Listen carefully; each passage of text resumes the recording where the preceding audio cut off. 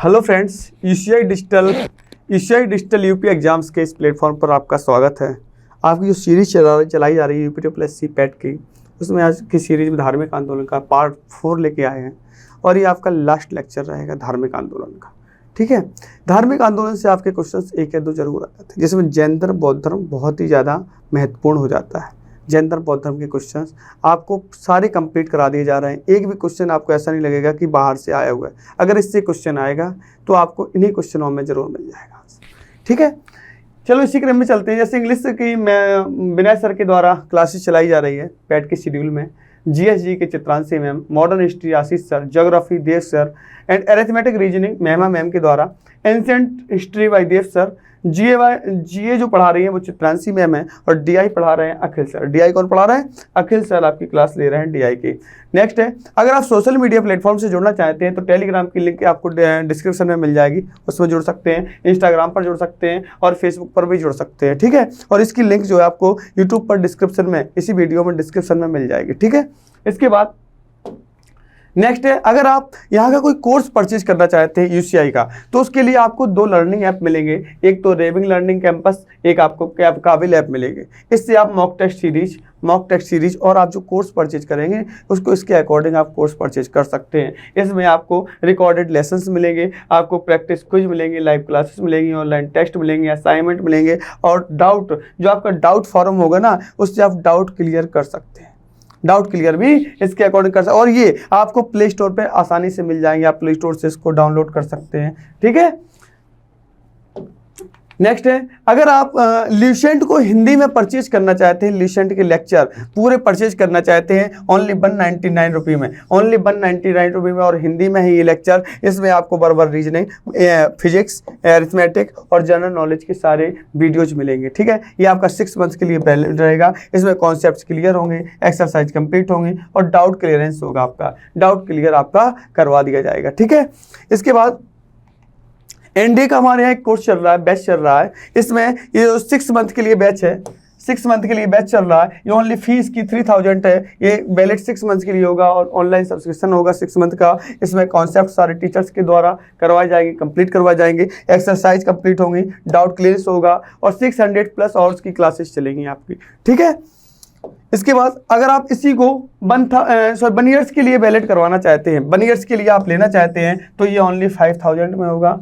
ये ओनली 5000 में मिल जाएगा आपको बेटा, और इसमें भी आपका सेम कंडीशन से अप्लाई रहेंगी। ठीक है, धार्मिक आंदोलन की जो आपका पार्ट 4 है उसको आज यहाँ से स्टार्ट करते हैं। नेक्स्ट क्वेश्चन रहेगा, इसमें पहला क्वेश्चन है जो किस जैन रचना में 16 महाजनपदों का उल्लेख किया गया है। 16 महाजनपदों के बारे में मैंने आपको बताया था। 16 महाजनपदों का इसमें किया गया था भगवती सूत्र में किया गया है 16 महाजनपदों का उल्लेख, और 16 महाजनपदों का उल्लेख अंगुत्तर निकाय में भी किया गया है। इसमें अंगुत्तर निकाय में किया गया है, अंगुत्तर निकाय में किया गया है। ठीक है, नेक्स्ट है जैन तीर्थंकर पार्श्वनाथ द्वारा प्रतिपादित 4 महाव्रतों में महावीर स्वामी ने 5वें महाव्रत के रूप में क्या जोड़ा था? इन्होंने जोड़ा था ब्रह्मचर्य, अहिंसा, अस्तेय, अपरिग्रह। अहिंसा न करना, अस्तेय और अपरिग्रह, ये सब किसके द्वारा थे? ये थे आपके किसके द्वारा? ये थे पार्श्वनाथ के द्वारा। और इसमें 5वां महाव्रत था जो ब्रह्मचर्य था, और ये किसके द्वारा जोड़ा गया? ये महावीर स्वामी के द्वारा जोड़ा गया था। ठीक है, जैन शिल्पकला के उदाहरण हैं, जैन शिल्पकला के उदाहरण हैं उड़ीसा का बाघ गुफा, खंडगिरी की हाथी गुफा मंदिर, आबू राजस्थान का दिलवाड़ा मंदिर, रणकपुर जोधपुर के निकट का चौमुख मंदिर, श्रवणबेलगोला कर्नाटक का गोमतेश्वर या बाहुबली की प्रतिमा। ये बताइए जैन शिल्पकला के कौन से उदाहरण हैं? ये आपका 1, 2, 3 एवं 4, ये चारों आपके आंसर सही हो जाएंगे, चारों आंसर आपके सही हो जाएंगे। ये जैन शिल्पकला के उदाहरण हैं। नेक्स्ट क्वेश्चन, जैन धर्म को अंतिम राजकीय संरक्षण किस वंश के? जैन धर्म को अंतिम राजकीय संरक्षण किस वंश के शासकों ने दिया था? किस वंश के शासकों ने अंतिम राजकीय संरक्षण प्रदान किया था? ये किया था आपके कहाँ के शासकों ने? गुजरात के चालुक्यों द्वारा। गुजरात के चालुक्यों द्वारा अंतिम संरक्षण प्रदान किया गया था। ठीक है, नेक्स्ट है सूची फर्स्ट को सूची सेकंड से सम्मिलित कीजिए। शुद्धोदन, ए महामाया, महाप्रजापति, गौतमी, यशोधरा, ये बुद्ध के कौन थे? देखो, जो शुद्धोधन थे ये बुद्ध के पिता थे, महामाया बुद्ध की माता थी, और बुद्ध की मौसी का नाम प्रजापति गौतमी था, या बुद्ध की पत्नी जो थी उनका नाम यशोधरा था। तो इसका आंसर हो जाएगा ए का 1, बी का 2, सी का 3 और डी का 4 आंसर हो जाएगा। नेक्स्ट है सूची फर्स्ट को सूची सेकंड से सम्मिलित कीजिए। सूची फर्स्ट है चन्ना, कंठक, आलार, अलार कलाम बाद रुद्रक, रामपुत्र, निरंजना किससे रिलेटेड है? बुद्ध का सारथी, बुद्ध का प्रिय घोड़ा, बुद्ध के प्रथम गुरु, नदी जिसके निकट बुद्ध ने संबोध प्राप्त की। तो इसका आंसर हो जाएगा बिल्कुल सेम, ए का 1, बी का 2, सी का 3, डी का 4। देख लीजिए, निरंजना जो नदी थी इसके निकट ज्ञान की प्राप्ति की थी बुद्ध ने। ये नदी का नाम था निरंजना, निरंजना नदी थी। और वृक्ष का नाम क्या था बताइए? वृक्ष का नाम आप लोग कमेंट बॉक्स में छापिए, क्या था? बुद्ध के प्रथम गुरु थे, अलार कलाम थे। अलार कलाम थे, कौन थे? बुद्ध के प्रथम गुरु थे, बुद्ध के प्रथम गुरु अलार कलाम थे। ठीक है, ऐसे आंसर आप देख सकते हैं इसमें। नेक्स्ट क्वेश्चन, कौन सम्मिलित नहीं है बताइए? इसमें राहुल बुद्ध का चचेरा भाई, ये राहुल बुद्ध का जो था वो चचेरा भाई नहीं था, राहुल बुद्ध के लड़के का नाम था। राहुल किसका नाम था? राहुल बुद्ध के लड़के का नाम था। नेक्स्ट क्वेश्चन, महात्मा बुद्ध किस क्षत्रिय कुल के थे? महात्मा शाक्य कुल के थे, महात्मा बुद्ध शाक्य कुल के थे। नेक्स्ट है कौन सम्मिलित नहीं है? गौतम बुद्ध का गोत्र नाम, सिद्धार्थ बुद्ध के बचपन का नाम, बुद्ध संबोधि प्राप्ति ज्ञान प्राप्ति के बाद पड़ा नाम, इनमें से कोई नहीं, इनमें से कोई नहीं। नेक्स्ट क्वेश्चन, सूची फर्स्ट को सूची सेकंड से सम्मिलित कीजिए। इससे महाविनिष्क्रमण काल, संबोधि, धर्मचक्र प्रवर्तन, महापरिनिर्वाण। बेटा जब इन्होंने गृह त्याग को किया था तब महाविनिष्क्रमण काल हुआ था। जब इन्होंने सारनाथ में प्रथम उपदेश दिए थे उसे धर्मचक्र प्रवर्तन कहा गया। और जब इन्होंने महापरिनिर्वाण, जब इनकी मृत्यु हो गई थी तो उसे महापरिनिर्वाण कहा गया। और जो संबोधि था ना, ये ज्ञान प्राप्ति की घटना थी। संबोधि क्या थी? ज्ञान प्राप्ति घटना थी। अगर आपको बेटा देखो इन सब क्वेश्चंस में क्या होता है, अगर आपको अगर एक या दो आपको ऑप्शन में सही दिख रहे हैं, 1 या 2 पता है, अगर आपको पता है कि महापरिनिर्वाण मृत्यु से रिलेटेड है, धर्मचक्र प्रवर्तन सारनाथ में है, से जो प्रथम उपदेश दिया था उससे रिलेटेड है, तो अगर आपको ये क्वेश्चन याद भी नहीं है ना, तो आप मिला के देख सकते हैं कौन का क्या है, तो आपका वो आंसर सही हो जाता है। ठीक है, तो इसका आंसर क्या हो जाएगा? ए का 1, बी का 2, सी का 3 और डी का 4। नेक्स्ट, बुद्ध में वैराग्य भावना किन 4 दृश्यों के कारण बलवती हुई? बुद्ध में वैराग्य भावना किन 4 दृश्यों के कारण बलवती हुई? किन 4 दृश्यों के कारण ये हुई थी? बूढ़ा, रोगी, लाश और सन्यासी। बूढ़ा, रोगी, लाश और सन्यासी। मतलब जब ऐसा था बेटा, बुद्ध को जब पहली बार ये घर से निकले थे, जब पहली बार इनको पहले क्या हुआ, इनको इनके जो पापा जी थे शुद्धोधन, इनके जो पिताजी थे शुद्धोधन, उनको बताया गया था कि अगर आपका लड़का क्या बनेगा? सन्यासी बनेगा। तो पहले से टेंशन में थे, लेकिन जब पहली बार बुद्ध घर से निकले, उन्होंने कहा मैं घर से ही नहीं निकालूंगा, कुछ बच्चा जान ही नहीं पाएगा। लेकिन जब वो पहली बार निकले थे घर से, तब उन्होंने देखा था, सबसे पहले उनको 4 व्यक्ति मिले थे। एक व्यक्ति था बूढ़ा व्यक्ति मिला। जब वो आगे चले तो उन्होंने सोचा भाई अब अगर हम अभी आगे चलेंगे तो हमको बूढ़ा ही होना है, उन्होंने सोचा। उसके बाद रोगी मिला, उन्होंने कहा लो एक और चीज़ है, इसलिए अगर रोग होना आगे चल के क्या मरना ही है। इसके बाद एक लाश मिली, लाश समझ रहे हो ना, शव बोला जाता है, जैसे शव बोला जाता है लाश बोली जाती है, उसको एक लाश मिली। तो उन्होंने सोचा लो आगे चल के मेरी यही भी हमेरी क्या हर एक लोगों की यही ज़िंदगी होनी है। इसके बाद एक सन्यासी मिला, तो उन्होंने उसको देखे कहा कि अगर हम सन्यास जीवन धारण कर लेंगे तो हम बहुत कुछ कर जाएंगे। ठीक है, तो उन्होंने आगे सोच लिया कि हमको क्या सन्यास धारण ही करना है। तो पूछा जाता है कभी कभी कि इनको कौन कौन से 4 व्यक्ति मिले थे? तो पहले मिला था बूढ़ा, दूसरा मिला था रोगी, तीसरा मिला था एक लाश और चौथा मिला था सन्यासी। ठीक है, नेक्स्ट क्वेश्चन, बुद्ध ने सर्वाधिक उपदेश कहाँ दिए थे? बुद्ध ने सबसे ज्यादा कहाँ दिए थे? इन्होंने दिए थे श्रावस्ती में। श्रावस्ती कौशल देश की राजधानी श्रावस्ती थी, कौशल की राजधानी श्रावस्ती थी। यहाँ पर सबसे ज्यादा उपदेश दिए थे और पहला उपदेश दिया था सारनाथ में। कहाँ पर दिया था पहला उपदेश? पहला उपदेश सारनाथ में दिया था। नेक्स्ट, बुद्धचरित। बुद्धचरित जिसे बौद्धों का रामायण कहा गया जाता है कि रचनाकार हैं? बुद्धचरित जिसे बौद्धों का रामायण कहा जाता है कि रचनाकार हैं? अश्वघोष। कौन है? अश्वघोष है। बुद्धचरित जिसे बौद्धों का रचनाकार कहा जाता है या बौद्धों का रामायण कहा जाता है बुद्धचरित को, इसके कौन है? अश्वघोष है। कौन है इसके रचनाकार? अश्वघोष। नेक्स्ट है महाविभाष शास्त्र के रचयिता। महाविभाष शास्त्र के रचयिता, इसके पहले क्वेश्चन का था अश्वघोष थे। किसके थे बेटा? ये बौद्धों का रामायण। ये महाविभाष शास्त्र के रचयिता हैं। इसके रचयिता कौन है? इसके रचयिता हैं वसुमित्र। महाविभाष शास्त्र के रचयिता कौन है? वसुमित्र। महाविभाष शास्त्र के रचयिता कौन है? वसुमित्र हैं। ठीक है बेटा, ये क्वेश्चंस आपको बहुत जल्दी किसी बुक में देखने को नहीं मिलेंगे बेटा। ठीक है, इसीलिए ये क्वेश्चन आप जल्दी जरूर देखें। ये कंटेंट बहुत अच्छा है। ये आपका यूपी पैट तो छोड़ो, आपके आगे भी एग्जाम्स जो यूपी के होंगे ना, यूपी के अदरवाइज कोई भी एग्जाम होंगे ना, ये सब धार्मिक आंदोलन सभी में आते हैं और ये क्वेश्चन सभी के लिए, सारे एग्जाम्स के लिए, कोई भी एग्जाम हो आपका। ठीक है, नेक्स्ट, कौन सी बौद्ध रचना गीता? कौन सी बौद्ध रचना गीता के समान पवित्र मानी जाती है? कौन सी बौद्ध रचना गीता के समान पवित्र मानी जाती है? वो है आपकी धम्मपद। धम्मपद ये आपके गीता के समान पवित्र मानी जाती है। गीता के समान पवित्र मानी जाती है कौन सी? ये मानी जाती है धम्मपद। नेक्स्ट, बौद्ध धर्म में भावी बोधिसत्व या भविष्य के बोधिसत्व किसे माना गया है? भविष्य के बोधिसत्व किसे माना गया है? बताइए। मैत्रेय को। मैत्रेय को भविष्य का बोधिसत्व माना गया है। नेक्स्ट, किसके समय में बौद्ध धर्म स्पष्टता दो स्वतंत्र संप्रदायों हीनयान या महायान में विभाजित हो गया था? बौद्ध धर्म स्पष्टता दो स्वतंत्र संप्रदाय हीनयान एवं महायान में विभाजित हो गया था। उनका नाम बताइए। ये कनिष्क के काल में। किसके काल में? कनिष्क के काल में।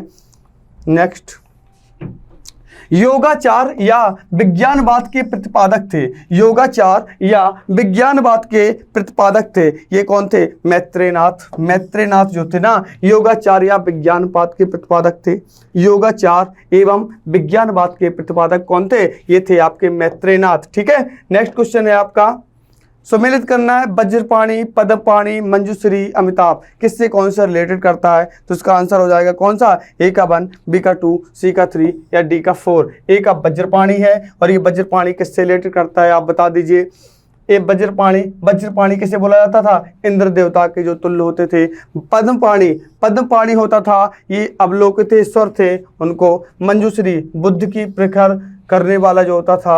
अमिताभ स्वर्ग का जो देवता होता था, उसे अमिताभ बोला जाता था। ठीक है, नेक्स्ट क्वेश्चन, भारत से दक्षिण की ओर के देशों में बौद्ध धर्म का कौन सा संप्रदाय प्रचलित हुआ? भारत से दक्षिण की ओर के देशों में बौद्ध धर्म का कौन सा संप्रदाय प्रचलित हुआ? ये हुआ हीनयान। कौन सा प्रचलित हुआ था? ये हीनयान आपका प्रचलित हुआ था। नेक्स्ट क्वेश्चन, भारत से उत्तर की ओर के देशों में बौद्ध धर्म में जिस संप्रदाय का प्रचलन हुआ उसका नाम था महायान। दक्षिण में था हीनयान, उत्तर में था महायान। दक्षिण में कौन था? हीनयान। दक्षिण में कौन सा था? हीनयान। और उत्तर में कौन सा था? महायान। उत्तर में कौन सा था? महायान था। ठीक है, नेक्स्ट, बौद्ध धर्म का मूलाधार है। बौद्ध धर्म का मूलाधार है 4 आर्य सत्य। 4 आर्य सत्य जो है इसका एक ये मूलाधार है। ठीक है बेटा, नेक्स्ट क्वेश्चन, बौद्ध धर्म के त्रिरत्न में शामिल नहीं है। बौद्ध धर्म के त्रिरत्न में शामिल नहीं है, बताइए कौन नहीं है? ये नहीं है आपका मध्यम मार्ग। जो 3 संघ है बौद्ध धर्म के त्रिरत्न है, ये बुद्ध है, धम्म है और संघ है। बुद्ध है, धर्म है, संघ है। इसको कहीं कहीं आपको धम्म भी लिखा मिला सकता है। बुद्ध धम्म या धर्म संघ बोला जाता है। ठीक है, इसमें मध्यम वर्ग शामिल नहीं है। बौद्ध धर्म को भारत में अंतिम राजकीय संरक्षण, बौद्ध धर्म को भारत में अंतिम राजकीय संरक्षण किस वंश के शासकों ने दिया था? बताएगा कोई? गुजरात के चालुक्यों ने। किसने दिया था? एक मिनट, बौद्ध धर्म को दिया था बंगाल के पालों ने। किसने दिया था? बंगाल के पाल लोगों ने दिया था। किसने? बंगाल के पाल लोगों ने। नेक्स्ट है, सूची फर्स्ट को सूची सेकंड से सम्मिलित कीजिए। बौद्ध शिक्षा केंद्र नालंदा, उदंतपुरी, विक्रमशिला, वल्लभी। कौन कहाँ से रिलेट, किससे कौन रिलेट करता है, तो आप देख लीजिए इसका आंसर कौन हो जाएगा। एक नालंदा, नालंदा के कौन थे, कुमारगुप्त थे संस्थापक, नालंदा के कुमारगुप्त थे। और उदंतपुरी के थे गोपाल, विक्रमशिला के थे धर्मपाल, और वल्लभी के थे भट्टारक। नालंदा, उदंतपुरी, विक्रमशिला, वल्लभी, इनके जो संस्थापक थे कुमारगुप्त, गोपाल, धर्मपाल और भट्टारक। ठीक है बेटा। नेक्स्ट क्वेश्चन, अनेकांतवाद, अनेकांतवाद निम्नलिखित में से किसका क्रोड केंद्रीय सिद्धांत एवं दर्शन है। अनेकांतवाद, अनेकांतवाद किसका क्रोड, क्रोड मतलब केंद्रीय सिद्धांत एवं दर्शन है, बताइए किसका है, ये जैन मत है। ये क्या है, ये जैन मत है। अनेकांतवाद निम्नलिखित में से किसका क्रोड या केंद्रीय क्या सिद्धांत एवं दर्शन है, किसका है, जैन मत है। नेक्स्ट है, महान धार्मिक घटना महामस्तकाभिषेक, महान धार्मिक घटना महामस्तकाभिषेक निम्नलिखित में से किससे संबंधित है और किसके लिए की जाती है। महान धार्मिक घटना महामस्तकाभिषेक निम्नलिखित में से किससे संबंधित है और किसके लिए की जाती है। ये की जाती है बाहुबली के लिए। किसके लिए की जाती है, ये की जाती है बाहुबली के लिए। ठीक है। नेक्स्ट क्वेश्चन, जैनियों का विश्वास है कि जैन मत 24 तीर्थंकरों की शिक्षाओं का परिणाम है। इस कथन के आलोक में निम्नलिखित में से कौन सा एक वर्धमान महावीर के विषय से सही है। जैनियों का विश्वास है कि जैन मत 24 तीर्थंकरों की शिक्षाओं का परिणाम है। इस कथन के आलोक में निम्नलिखित में से कौन सा एक वर्धमान महावीर के विषय में सही है, बताइए कौन सा है। वे अंतिम और 24 तीर्थंकर थे जिसे इस नए धर्म का संस्थापक नहीं माना गया बल्कि वर्तमान धार्मिक संप्रदाय का सुधारक माना गया है। आंसर नंबर बी हो जाएगा। एक मिनट, संस्थापक नहीं, आंसर नंबर सी हो जाएगा आपका। ठीक है। नेक्स्ट क्वेश्चन, वह आद्यतम बौद्ध साहित्य जो बुद्ध के विभिन्न जन्मों की कथाओं के विषय में है क्या है। बुद्ध के जन्म के विषय में संबंधित है, वो है आपका जातक। किससे, जातक कथाएं जो बुद्ध से जन्म से रिलेटेड हैं। जैन दर्शन के अनुसार सृष्टि की रचना एवं पालन पोषण, सृष्टि की रचना एवं पालन पोषण ये सार्वभौमिक सत्य से हुआ है। ये सार्वभौमिक सत्य से हुआ है। किससे हुआ है, ये सार्वभौमिक सत्य से हुआ है। निम्नलिखित में से कौन सा बौद्ध पवित्र स्थल निरंजना नदी पर स्थित है। निरंजना नदी पर कौन है, बोध गया। निरंजना नदी पर कौन है स्थित, बोध गया है। नेक्स्ट क्वेश्चन, गौतम बुद्ध का गुरु कौन था। गौतम बुद्ध के गुरु का नाम था अलार कलाम। इन्हीं से इन्होंने सांख्य दर्शन की शिक्षा ली थी। इन्होंने इसे किसकी शिक्षा ली थी, सांख्य दर्शन की शिक्षा ली थी। और प्राचीन भारतीय इतिहास के संदर्भ में निम्नलिखित में से कौन सा बौद्ध धर्म और जैन धर्म दोनों में समान रूप से विद्यमान थे। पहला, तप और मोक्ष की अति का परिहार।